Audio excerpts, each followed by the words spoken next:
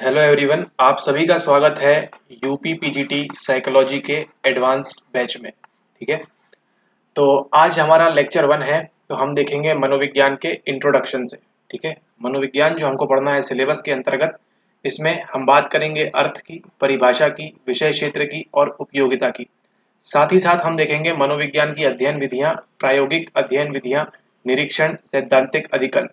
ठीक है, तो हम स्टार्ट करेंगे सबसे पहले अर्थ से कि मनोविज्ञान का क्या अर्थ है, परिभाषा, विषय क्षेत्र, उपयोगिता, किस प्रकार से ये काम करती है। तो चलिए स्क्रीन के ऊपर। तो आप सभी जानते हैं कि मनोविज्ञान की अगर हम बात करें ऑफिशियल शुरुआत कब हुई, ये शुरुआत होती है 1879 में, 1879 में 1879 में इसकी शुरुआत होती है। कहाँ पे शुरुआत होती है? आपके लिप्जिग में। ठीक है, इसे इंग्लिश में कहते हैं लिप्जिश, यानी कि जर्मनी में। ठीक है, और ये जो लेबोरेटरी थी किसके द्वारा फाउंड की गई थी? ये फाउंड की गई थी आपके विल्हम वुंट के द्वारा ना। विल्हम वुंट ने इसको फाइंड किया था 1879 में आपके लिप्जिश में, जर्मनी में। ठीक है, तो ये तो हम बात करते हैं मनोविज्ञान की ऑफिशियल रूप में। ठीक है, मनोविज्ञान ऑफिशियल रूप में हम कह सकते हैं कि 1879 से स्टार्ट हुआ, लेकिन इसकी जो जड़ें थी ये कहाँ थी? जड़ें की अगर बात करें तो ये चली जाती है आपकी बिफोर क्राइस्ट में। ठीक है, यानी कि ईसा पूर्व में इसकी जड़ें हमको मिलती है। जब सबसे पहले क्या आया था? सबसे पहले चल रहा था जब दर्शन। दर्शन जो कि क्या बोलते हैं इसको इंग्लिश में इसे हम कहते हैं फिलॉसफी, है ना। इसकी शुरुआत होती है दर्शन के साथ। सबसे पहले हमको देखना है पाश्चात्य दर्शन। ठीक है, पाश्चात्य दर्शन के अंतर्गत हम किसके बारे में सुनते हैं? हम सुनते हैं सुकरात के बारे में, सुकरात। फिर हम सुनते हैं प्लेटो के बारे में, और हम सुनते हैं अरस्तु के बारे में। तो ये जो थे, ये तीनों कौन थे? ये आपके ग्रीस में ये कौन थे? ये दार्शनिक थे। ये कौन लोग थे? ये दार्शनिक लोग थे, और इनका मेन मोटो क्या था कि जीवन में सत्य क्या है ना। सत्य क्या है, या फिर ज्ञान क्या है, ज्ञान किस प्रकार से प्राप्त होता है। ठीक है, या फिर हमारा जो मन है ये किस प्रकार से कार्य करता है। ये सभी जो है हमको विचार किस रूप में आते हैं, किस रूप में आते हैं, उससे पहले उनका सवाल ये था कि विचार क्यों आते हैं। ठीक है, तो ये जो चाह रहे थे, ये हर चीज का, ये जो दार्शनिक थे ये क्या चाह रहे थे? हर चीज का उत्तर चाह रहे थे। ठीक है, हर चीज का इनको क्या चाहिए था? उत्तर, कि अगर हम, हमारा अस्तित्व है ना, अगर हमारा अस्तित्व है तो उसके पीछे क्या कारण है। ठीक है, और हम क्यों हैं। अगर ज्ञान है तो ज्ञान किस रूप में प्राप्त किया जाता है, और ज्ञान क्यों प्राप्त करना है। ठीक है, तो कहीं ना कहीं जाके कहानी इनकी किस पे अटकती है? इनकी कहानी जाके अटकती है क्यों, है ना। सब चीज का दर्शन का मेन मतलब है वाई। ठीक है, मेन मतलब क्या है? वाई, ऐसा क्यों। अगर हम सांस ले रहे हैं तो उसके पीछे एक कारण है। ठीक है, वैसे ही इन दार्शनिक का भी मानना था कि क्या है, हर चीज के पीछे क्या है? एक वजह है, क्यों, क्यों क्या। ठीक है, ये बात करते हैं हमारे पाश्चात्य दर्शन में। ठीक है, हमारे सुकरात, प्लेटो एंड अरस्तु। ठीक है, इसी के साथ अगर हम बात करते हैं जब दर्शन की, हम जब बात करेंगे भारतीय परिप्रेक्ष्य में, ठीक है, तो हम क्या देखते हैं इसमें? दर्शन की जब बात करें तो हम देखते हैं वेदों को, है ना। वेद में भी दर्शन के बारे में बात की गई है। फिर हम बात करें आपके बौद्ध धर्म की, तो बौद्ध धर्म में भी हमने देखा पिछले लेक्चर में, इसमें भी आपकी बात की गई है बौद्ध धर्म में दर्शन की। फिर हम बात करें जैन धर्म की, जैन धर्म में भी किसकी बात की गई है? आपके दर्शन की। ठीक है, और कौन सा धर्म है आपका? सूफिज्म की बात करें हम, सूफीवाद की, उसमें भी इसकी बात की गई है। मतलब हर किसी धर्म में, हर किसी चीज में, अगर हम इंडियन कंटेक्स्ट में बात करते हैं तो हर जगह किसकी बात की गई है? आपकी दर्शन की बात की गई है, यानी कि कहीं ना कहीं आपकी फिलॉसफी की बात की गई है। हर किसी की ये जानने की जिज्ञासा थी, इच्छा थी कि मन क्या होता है ना। मस्तिष्क तो नहीं कह सकते उस टाइम पे, है ना, लेकिन मन क्या होता है, फिर चेतना क्या होती है, ठीक है, कॉन्शियसनेस क्या होती है, अनकॉन्शियसनेस क्या होती है। हर चीज के पीछे क्या जानना चाहते थे? ये वजह जानना चाहते थे। ठीक है, और जितना हमारा इंडियन, अगर इसमें हम बात करें आयुर्वेद की भी, आयुर्वेद में अगर आपकी बात करें योग की, ठीक है, योग भी जो हमको पढ़ना है यूजीसी नेट के लिए, तो ये सब क्या है? ये सब कहीं ना कहीं दर्शन से संबंधित है।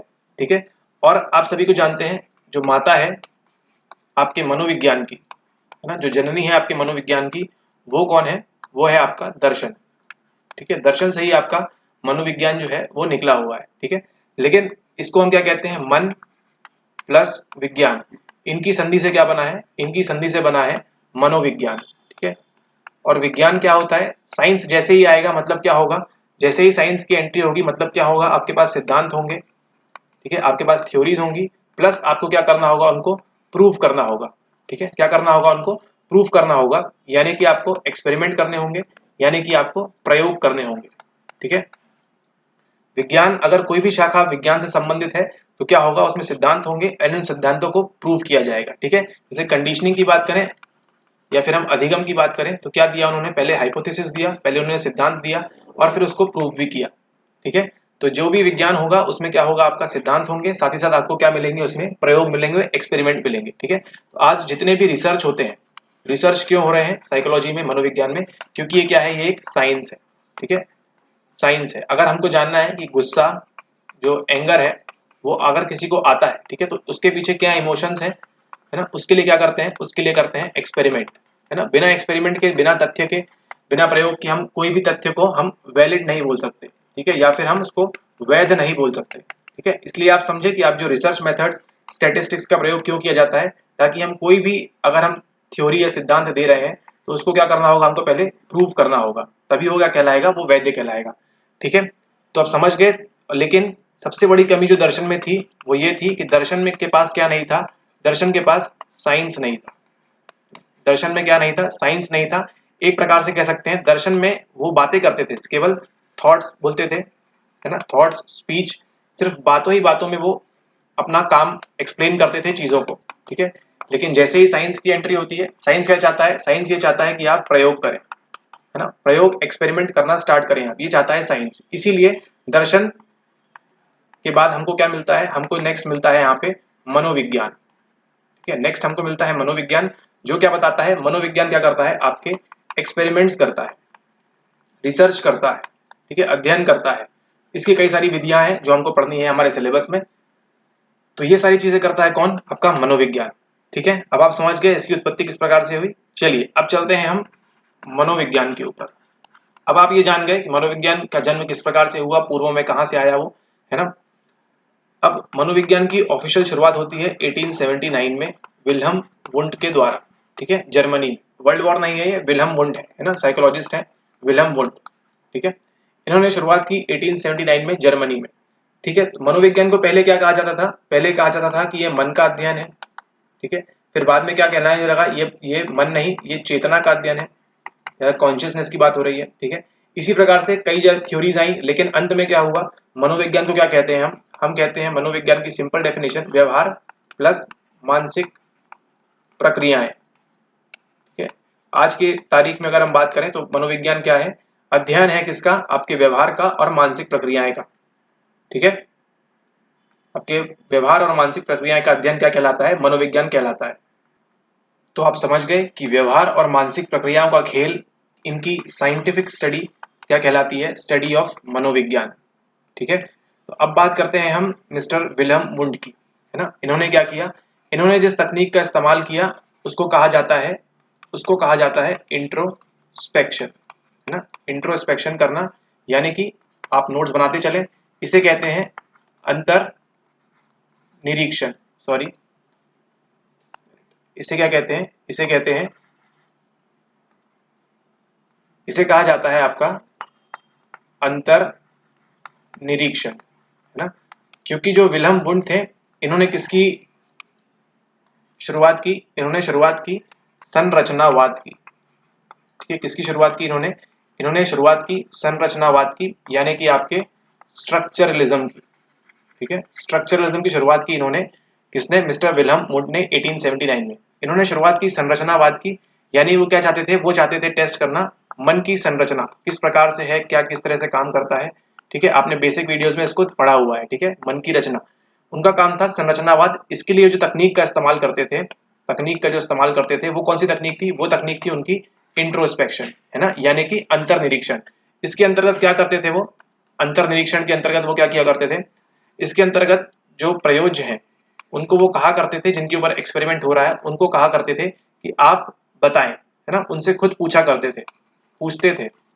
ठीक है ना, कोई हमारा मान लीजिए पर्सन आया ए, उसका इंट्रोस्पेक्शन हो रहा है, उसका अंतर्निरीक्षण हो रहा है, उसकी मन की संरचना के बारे में जाना जा रहा है। ठीक है, तो क्या करते थे वो, जो पर्सन ए है उन्हीं से वो पूछताछ करते थे। ठीक है, एक प्रकार का क्या था, पूछताछ था। ठीक है, ठीक है, तो जब वो पूछताछ करते थे तो हो सकता है ए पर्सन को सारी बातें नहीं बतानी हो, है ना, या कुछ बातें छुपानी हो, तो इससे क्या होता था, इसमें आती थी डिस्क्रिपेंसी, है ना। इससे क्या आता था, होता था वाद विवाद, कि हो सकता है शायद पर्सन ए ने अपने इंटेलिजेंस के बारे में या अपनी संरचना के बारे में कुछ चीजें 100% श्योर नहीं बताई हो, है ना। इससे जो क्या थे, जो बाकी साइकोलॉजिस्ट थे वो नाराज हो गए, खफा हो गए, ठीक है। तो इसी के लिए बाद में कौन सा आया, अगला जो आया वो आया फंक्शनलिस्ट।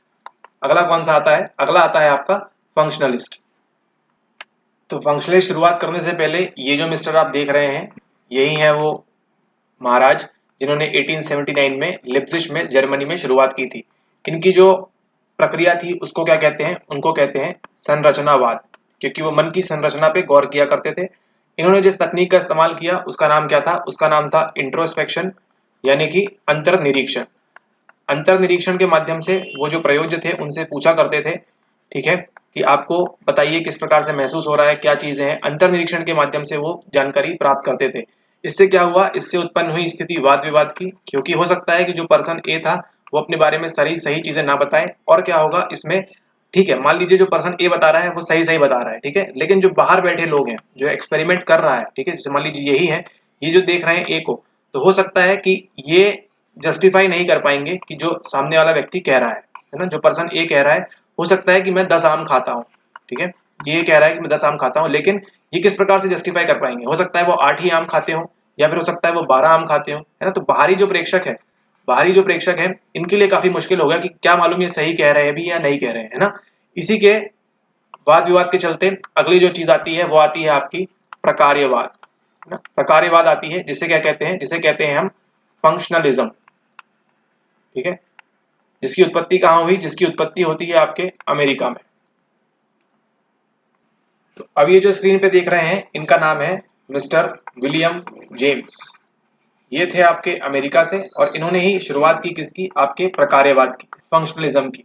जहां पे हम बात करें संरचनावाद की, तो संरचनावाद क्या करती थी, वो चाहती थी कि मन की संरचना, है ना, आपका जो मन है उसकी संरचना किस प्रकार से हुई है, इस पे ध्यान दिया करती थी, ठीक है। लेकिन जैसा कि हमको यहाँ पे नाम सजेस्ट कर रहा है फंक्शनलिज्म, है ना, फंक्शनलिज्म यानी कि क्या फंक्शंस हैं, ठीक है, हमारे मन के क्या क्या फंक्शंस हैं उस पे जोर दिया ये भाई साहब ने, जिनका नाम था विलियम जेम्स, अमेरिका में। और ये जो मनोविज्ञान था ये जर्मनी से कैसे पहुंचा अमेरिका में, ये जर्मनी से कैसे पहुंचा अमेरिका में, ये इस तरह से पहुंचा क्योंकि एक स्टूडेंट थे टिश्नर, ठीक है, क्या नाम था उनका, उनका नाम था टिश्नर, ठीक है। ये किसके स्टूडेंट थे, ये स्टूडेंट थे विल्हम वुंड के, है ना। तो विल्हम वुंड के स्टूडेंट थे टिश्नर, ये लेके चले गए मनोविज्ञान को कहाँ पे, ये लेके चले गए अमेरिका में। अमेरिका में एक नई लेबोरेटरी खुलती है जिसको खोलते हैं ये भाई साहब, है ना। और ये किसको जन्म देते हैं, ये जन्म देते हैं प्रकार्यवाद को, यानी कि मन की संरचना को छोड़ के आपको किसका अभ्यास करना है अब, कि मन किस तरह से कार्य करता है ना, फंक्शंस क्या है मन के, उस पे अब ये इनका ध्यान चला गया। मतलब मनोविज्ञान जो अभी तक क्या कर रहा था, मनोविज्ञान जो अभी तक मन की संरचना के ऊपर ध्यान दे रहा था, है ना, अब वो कहाँ चला गया, संरचना को छोड़ के वो कहाँ पे चला गया, अब चला गया कि मन के फंक्शंस के ऊपर, कि जो आपका जो मन है किस प्रकार के फंक्शंस करता है। उनको ये जानना था कि मन क्या करता है ना, मन क्या करता है, ठीक है, और जो आपका व्यवहार है ना, ये बाहर का आपका जो प्रकृति है, जो एनवायरनमेंट है, इससे किस प्रकार से निपटता है, ठीक है, किस प्रकार से इनके बीच इंटरेक्शन होता है। ये काम किसका था, ये काम था आपका प्रकार्यवाद का। तो अभी तक हमने दो चीजें देख ली, कौन कौन सी, हमने देख ली संरचनावाद, हमने देख लिया प्रकारवादी ना, प्रकार्यवादी भी हमने देख लिया। मतलब ये किस पे देख रहे हैं, ये देख रहे हैं मन की संरचना के ऊपर, ये देख रहे हैं कि मन के फंक्शंस के ऊपर, है ना, क्या प्रकार हो रहा है, क्या फंक्शंस, मन क्या करता है। मेन था इनका किसका, मिस्टर विलियम जेम्स का अमेरिका में, इनका था विलियम वुड का कहाँ पे, जर्मनी के अंतर्गत। इसी के साथ साथ ये जो प्रकार्यवादी है इसने किसको इन्फ्लुएंस किया, इसने इन्फ्लुएंस किया एजुकेशनल साइकोलॉजी को, है ना, एजुकेशनल साइकोलॉजी को इन्फ्लुएंस किया।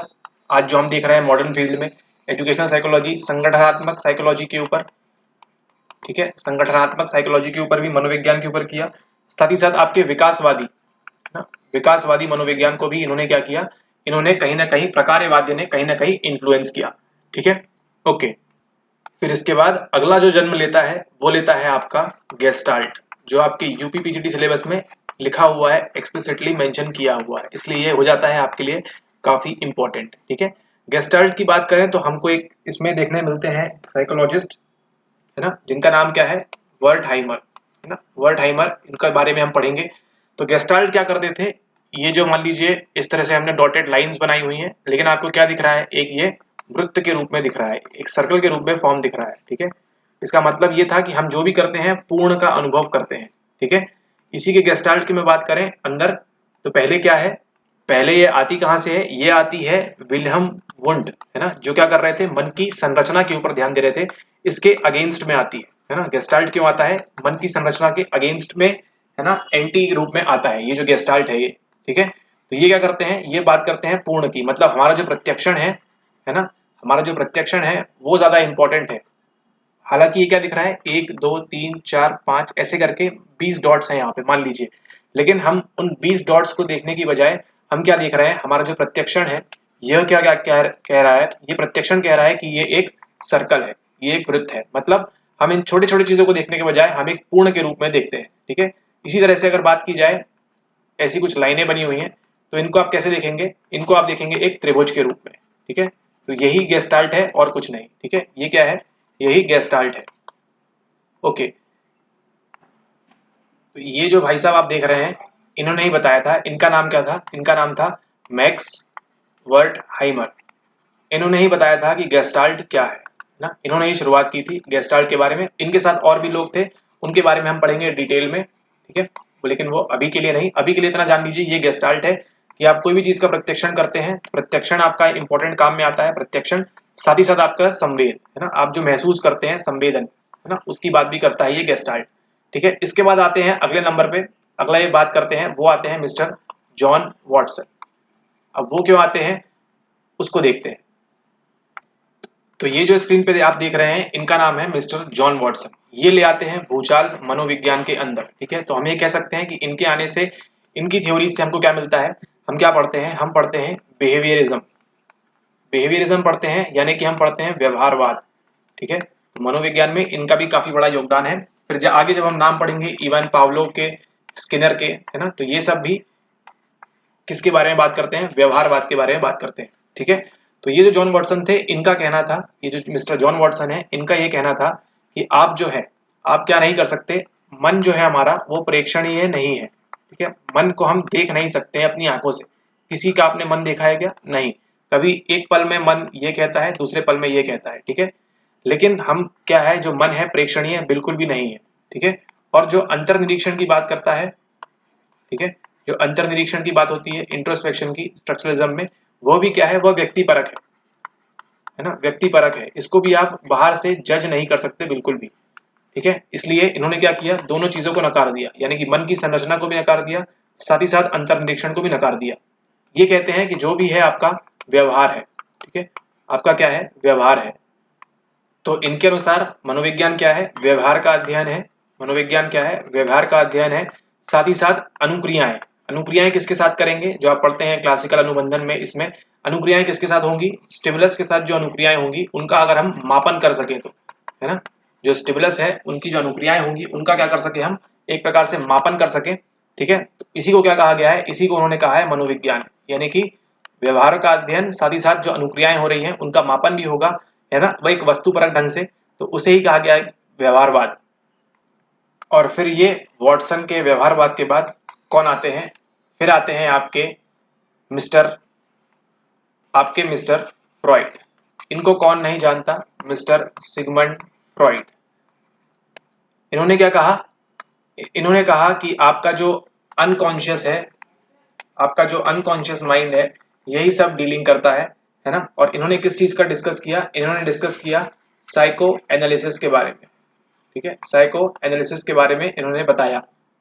तो इन्होंने बताया कि जो मानव व्यवहार है ना, मानव का जो व्यवहार है, ये क्या है, यह क्या है, ये अचेतन इच्छाओं ना, आपकी जो अचेतन इच्छाएं हैं उनका, साथ ही साथ उनके बीच जो द्वंद्व है ना, उनका ही अध्ययन है। इन दोनों के बीच का जो प्रदर्शन है उसके बारे में बताया कि मानव का व्यवहार क्या है, कुछ नहीं बल्कि जो अचेतन इच्छाएं हैं जो आपके अनकॉन्शियस माइंड में है और जो उनके बीच द्वंद्व है, उन्हीं का गतिशील प्रदर्शन है। ठीक है, इसके लिए उन्होंने क्या डिस्कस किया, जो साइकोलॉजिकल डिसऑर्डर्स होते हैं, है ना, डिसऑर्डर्स जो होते हैं, विकार जो होते हैं, विकारों के लिए उन्होंने कौन सी पद्धति का निर्माण किया, उन्होंने निर्माण किया साइको एनालिसिस का। ठीक है, यानी कि उन्होंने किसका निर्माण किया, उन्होंने निर्माण किया मनोविश्लेषण का। इस पद्धति का इस्तेमाल करके वो लोगों के विकार दूर करते थे, ठीक है, उनके जो क्लाइंट्स थे उनसे बात करते थे, उनकी जो दबी हुई अचेतन में इच्छाएं हैं उनके बारे में जान के उनके बारे में अध्ययन किया करते थे। तो ये सारे अध्ययन करते थे मिस्टर सिगमंड फ्रॉइड। तो अभी तक हमने क्या क्या देख लिया? अभी तक हमने देख लिया सबसे पहले संरचनावाद देख लिया हमने, क्या था संरचनावाद। फिर हमने अगला देखा प्रकार्यवाद, फंक्शनलिज्म। फिर हमने देखा संरचनावाद, स्ट्रक्चरलिज्म। फिर हमने देखा प्रकार्यवाद, फंक्शनलिज्म। फिर हमने देखा बिहेवियरिज्म, ठीक है, बिहेवियरिज्म देखा, यानी कि हमने देखा व्यवहारवाद, ठीक है। और फिर हमने क्या देखा? हमने देखा अंत में मनोविश्लेषण, ठीक है, यानी कि साइको एनालिसिस। ये एक पद्धति थी, ठीक है, जिसमें क्या बताया उन्होंने कि जो आपकी अचेतन इच्छाएं हैं, है ना, उनके बीच जो इच्छाएं हैं और जो द्वंद्व है उनका जो प्रदर्शन है उसके बारे में आपका मानव व्यवहार के बारे में बात करते हैं, ठीक है। तो इन चार को देखा, तो ये थे आपके, ये पुराने थे, है ना, ये सभी कौन है? ये सब पुरानी स्टडीज थी। अगर हम बात करें आज की मॉडर्न साइकोलॉजी की बात करते हैं, है ना, मॉडर्न साइकोलॉजी में क्या चल रहा है उसके बारे में अब हम देखते हैं। मॉडर्न में अगर हम बात करें आज के काल में, आज के काल की बात करें, सबसे पहले मतलब जो रिसेंट टाइम्स में साइकोलॉजी में बदलाव हो रहे हैं, हम बात करें सिगमंड फ्रॉइड की बेटी आना फ्रॉइड, है ना, आना फ्रॉइड। फिर हम बात करते हैं कार्ल जुंग की, और हम बात करते हैं एडलर की।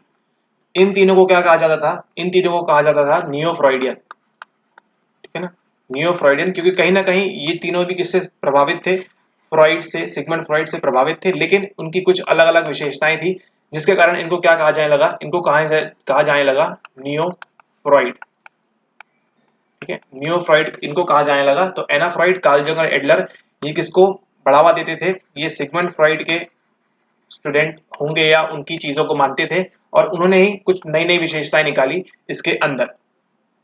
तो इसलिए इनको क्या कहा जाता है? इनको कहा जाता है नियो फ्रॉइड, है ना, नियो फ्रॉइड कहा जाता है, आना फ्रॉइड, कार्ल जंग, एडलर। ये क्या करते थे ये देखेंगे हम आगे। अगली बात करें हम, अगले मॉडल में बात करें, तो फिर आप सुना होगा आपने नाम स्किनर का, है ना, जिन्होंने क्या किया था? स्किनर बॉक्स, है ना, स्किनर बॉक्स। तो उन्होंने भी एक अनुबंधन बताया था, ठीक है, जिसमें उन्होंने चूहों का इस्तेमाल किया था, ठीक है। तो ये किसके प्रभावी थे? ये प्रभावी थे आपके बिहेवियरिज्म से, ठीक है ना, यानी कि ये चाहते थे व्यवहारवाद। उन्होंने किसके बारे में पढ़ाई की? पिछले तीन वालों ने उन्होंने किया मनोविश्लेषण के बारे में। जो मिस्टर स्किनर थे ये किसकी बात करते हैं? ये बात करते हैं व्यवहारवाद की। व्यवहारवाद में ये एक चीज नई लेके आए, वो क्या था? प्रबलीकरण। अब जो लोग भी आएंगे ये क्या लाएंगे? पुरानी चीजों में नई नई चीजें लाएंगे, ठीक है। एना फ्रॉइड लोग, कार्ल जंग लोग नई नई चीजें लाए, स्किनर ने क्या नई चीज लाई? प्रबलीकरण लाई, यानी कि रीइंफोर्समेंट, ठीक है, बिहेवियर में किस प्रकार से रीइंफोर्समेंट काम करता है ना। इसमें से आपके सवाल बनते हैं यूजीसी नेट के एंड यूपी पीजीटी के। ऑलराइट, फिर यहाँ पे अब देखिए अगली बात आती है आपके psycho analysis, psycho analysis plus आपके बिहेवियरिज्म, ठीक है, साइको एनालिसिस प्लस बिहेवियरिज्म, यानी कि आपके मनोविश्लेषण और आपके व्यवहारवाद, इन दोनों के टक्कर में, ठीक है, टक्कर में, या फिर हम कह सकते हैं इन दोनों के एंटी के रूप में एक नई थ्योरी आती है जिसे हम कहते हैं ह्यूमैनिज्म, ठीक है। आपने सुना होगा। ये कौन सा परिप्रेक्ष्य है? ये है मानवतावाद, ठीक है, मानवतावाद है। ये जो ह्यूमैनिज्म थे ये इन दोनों चीजों को बिल्कुल भी नकार देते हैं, ठीक है, ये इनके बिल्कुल एंटी थे। इनका कहना है कि मानव की क्या होती है? मुक्त इच्छाएं हैं, है ना, मुक्त इच्छाएं हैं और क्षमताएं, ठीक है। उनके आधार पे जो मानव है क्या चाहता है? वो चाहता है विकास, है ना। हर किसी मनुष्य को क्या चाहिए? ग्रोथ चाहिए, है ना।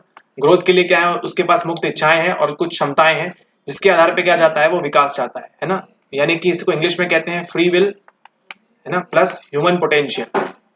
ये किसका मानना था? ये मानना था आपके मानवतावाद परिप्रेक्ष्य में, ठीक है। इसके अगर हम दो महत्वपूर्ण नाम की बात करें, आपने सुना होगा मिस्टर कार्ल रॉजर्स, ठीक है, ये किसको सपोर्ट करते थे?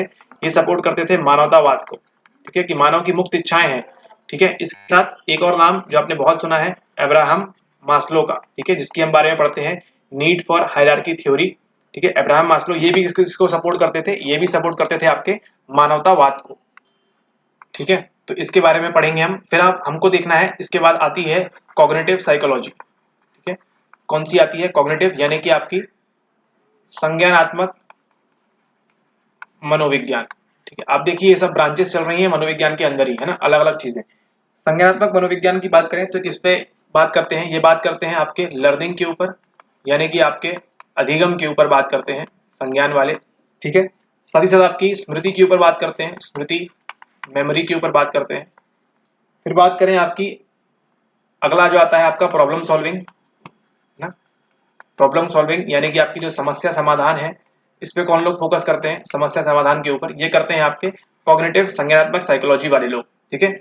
और भी इस तरह के कई तरह के हैं। अगला है आपका बायोसाइकोलॉजी, ठीक है, जिसमें हम किसकी बात करते हैं, आपके जैव मनोविज्ञान की बात करते हैं, ठीक है, कि मनुष्य किस प्रकार से इवॉल्व हो रहा है, क्या क्या होता है न्यूरोसाइंस में, ये सब चीजें होती हैं, ठीक है। तो मेन जो था वो हमने कवर कर लिया है, एक बार फिर से क्विकली रिवाइज करते हैं। स्टार्टिंग होती है इसकी संरचनावाद से, फिर उसके बाद हमको मिलता है इसके अंदर देखने प्रकार्यवाद, प्रकार्यवाद फंक्शनलिज्म, जो जानना चाहता है कि मन किस तरह से फंक्शन करता है, क्या करता है, मन के कार्य क्या है। उसके बाद हमको देखने को मिलता है व्यवहारवाद, व्यवहारवाद की बात करें तो उसमें हम देखते हैं आपका जॉन वॉटसन, ठीक है, जॉन बी वॉटसन के बारे में बात करते हैं। व्यवहारवाद के बाद अगला आता है आपका साइको एनालिसिस, साइको एनालिसिस यानी कि आपका मनोविश्लेषण, ठीक है, मनोविश्लेषण आता है, ठीक है, ओके। फिर व्यवहारवाद में मनोविश्लेषण में बात करें तो हमको देखने को मिलते हैं तीन, आपकी एना फ्रॉइड, कार्ल जुंग, है ना, कार्ल जुंग और एडलर। ये हम इन तीनों को क्या बोलते हैं, इन तीनों को हम बोलते हैं नियो फ्रॉइड, है ना, नियो फ्रॉइड बोलते हैं इन तीनों को, क्योंकि ये भी कहीं ना कहीं फ्रॉइड से प्रभावित थे, लेकिन इन्होंने भी क्या किया, समय के साथ नई नई चीजें अपने इसमें ऐड करते गए, ठीक है। व्यवहारवाद की बात करें, जॉन बी वॉटसन के व्यवहारवाद की बात करें तो पावलोव जी थे। उसके बाद कौन आते हैं, स्किनर आते हैं, है ना। स्किनर क्या करते हैं, स्किनर बॉक्स लेके आते हैं, अपनी कंडीशनिंग बताते हैं, अनुबंधन बताते हैं, है ना। तो ये भी क्या करते हैं, ये आते हैं बिहेवियरिज्म के अंदर, मिस्टर स्किनर, है ना, व्यवहारवाद के अंदर आते हैं ये, ठीक है। और फिर व्यवहारवाद और साइको एनालिसिस, इन दोनों के एंटी में क्या आते हैं हमारे, फिर अगले आते हैं मानवतावादी, ठीक है। मानवतावादी में कौन मिलते हैं आपको, आपको देखने को मिलते हैं कार्ल रॉजर्स, और आपको देखने को मिलते हैं अब्राहम मैस्लो, ठीक है। कौन देखने को मिलते हैं, अब्राहम मैस्लो, जो ये क्या बताते हैं, जो बताते हैं कि मानव की मुक्त इच्छाएं और क्षमताएं हैं, जिसके आधार पर वो क्या चाहते हैं, अपना विकास चाहते हैं, ठीक है। तो ये थी आपकी आज की क्लास में, इसमें हमने डिस्कस किया सारी चीजें, किस प्रकार से मानव मनोविज्ञान का विकास हुआ, किस प्रकार से क्या क्या चीजें हुई, क्या क्या बदलाव हुए समय के साथ, ठीक है, और समय का चक्र जिस तरह से घूम रहा है ना, तो क्या क्या इसमें और विकास हो रहे हैं। इसी में हमने फिर बात की एंड में, सबसे लास्ट में हमने देखा कॉग्निटिव साइकोलॉजी के बारे में, यानी कि संज्ञानात्मक मनोविज्ञान के बारे में, और फिर हमने देखा बायो साइकोलॉजी के बारे में, यानी जीव विज्ञान, है ना, जीव मनोविज्ञान के बारे में। ऑलराइट, तो इस क्लास के लिए इतना ही। आपके यूपी पीजीटी सिलेबस का पहला टॉपिक इसी के साथ खत्म होता है ना, टॉपिक नंबर 1 कि ये मनोविज्ञान का अर्थ क्या है ना, विषय क्या है, और भी क्या क्या थ्योरीज हमने देखी, सारी चीजें समझी हमने, है ना। मिलते हैं आपसे अगले लेक्चर में, ठीक है, तब तक के लिए धन्यवाद।